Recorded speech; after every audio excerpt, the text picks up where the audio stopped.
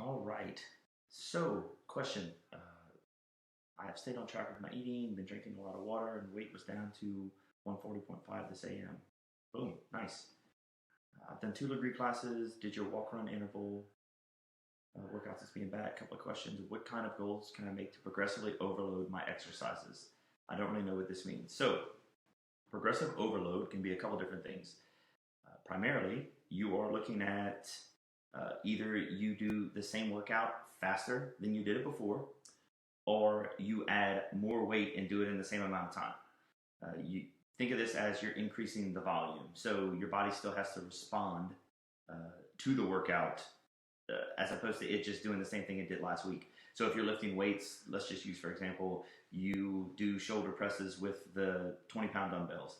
If you can do 4 sets of 8, basically the next week you would either do 5 sets of 8 or you would do 4 sets of 10 with the same amount of weight, or you would go up to the 25s and do the same rep scheme that you did with the 20s. In regards to cardio, so let's say you said um, the walk run interval. Yeah, so if you're doing a walk run interval to increase the volume, if you start with, say, a 1 minute on, 1 minute off, so 1 minute running, 1 minute walking, you can increase that to um, basically 90 seconds of running and then 30 seconds of walking. So you're increasing the amount of volume in the same amount of time. Or you can just do it incrementally. I mean, you could even go to, I don't know, you can do 30 and 30. You can do, I don't know, a minute, 10 seconds. You can do 50 seconds. It doesn't matter. What you're trying to do is basically increase the amount of time you're running, and then you're decreasing your rest time. Or you just increase the amount of running. If you're doing a 1 minute interval and you go to a minute 15-second interval, and you can go to where you walk for a minute 15 seconds, it doesn't matter.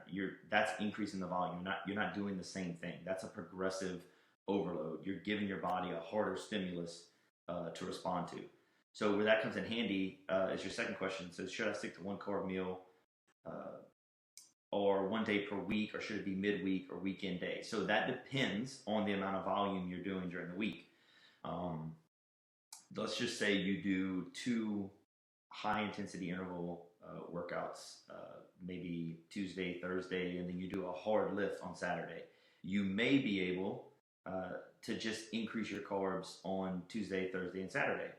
Um, but sometimes what works best is if you're doing 3 to 4 hard workouts, you need at least where you are right now at 140 pounds and with your workout schedule, I would say you need at least 2 days a week that you're going to go higher carb.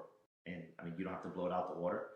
Um, if you prefer to quote unquote blow it out the water and have a cheat day, then I would say just wait till the weekend um, when you could have one meal or just relax one day and eat whatever you want.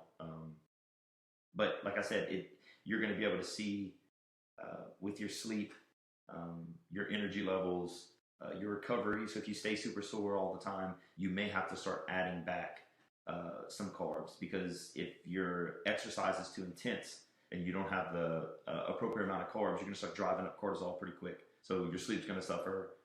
You're not going to be able to burn body fat like you want to. And then your intensity with your workouts is going to suffer as well. That's something you want to look at. So if you notice that you're going too low carb, then you struggle to get through the same workouts that you were easily getting through before. So that's when you know you can bump it up a little bit. But if it's easier to just have higher carb days, and so you're cycling throughout the week, I would say where you are right now, I would stick with a 2 to 3 day moderate carb, and then go with your other 4 day lower carb, which is what you were doing. You were doing moderate protein and really high vegetable, and then maybe like a couple servings of fruit on your lower carb days, and just see how you respond. But if you prefer to have that diet, that diet vacation, you want to break from watching what you eat, then maybe you could just pick a Friday or a Saturday and say, I'll just eat, whatever, nothing planned. Like you're not going out for pizza and ice cream all the time, but if you want to go to dinner and have a couple drinks and eat a meal you've been wanting to eat, then just do that once a week and see how the scale responds and see how your recovery responds. But you may notice that with a little bit more carbs and more intensity, that the scale might not move, but your body fat will drop and you'll have more muscle definition. So just play with it. But I would say if you're doing progressive overload, I would just pick a couple exercises per week that you were measuring your time, your weight, um, your rest intervals, whatever it is, and then focus on getting stronger, faster each progressive week, and then just play with your carbs from there. But I would say stick with a 2 to 3 carb meal, or 2 to 3 carb higher carb days during the week. Either way, let me know if that makes sense, and just respond, and I'll clarify how I can. Thanks.